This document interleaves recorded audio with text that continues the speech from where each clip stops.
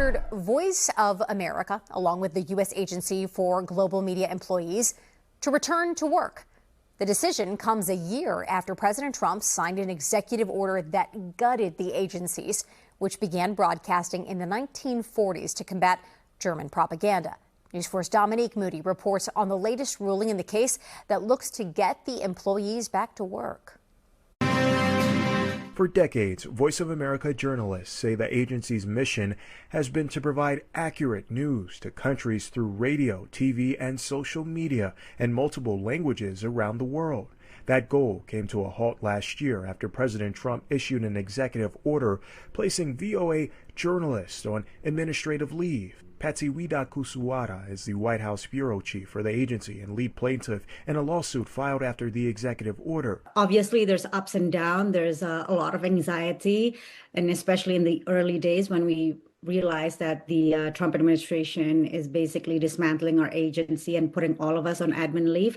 But since then, it's been an uphill battle and a fight, but we're very grateful for the latest ruling by the judge. That latest ruling coming from a federal judge who denied the government's stay of order motion that looked to stop a prior ruling that ordered VOA employees to return for work on Monday and ruled that the Trump administration's action to reduce the agency was unlawful. The lease for the new VOA building was terminated, and for the last year, journalists like Patsy say they've been in limbo. They dismantled everything. They took away our badges, they took away our equipment, our laptops, and so it's going to take a lot of time and a lot of taxpayers' money to overcome all those challenges and rebuild the physical infrastructure. In a statement to AP News, White House spokeswoman Anna Kelly said in part that President Trump was elected to eliminate waste, fraud, and abuse across the administration, including the Voice of America, and that this will not be the final say on the matter. In a Friday ruling, a federal judge lifted the March 23rd deadline for VOA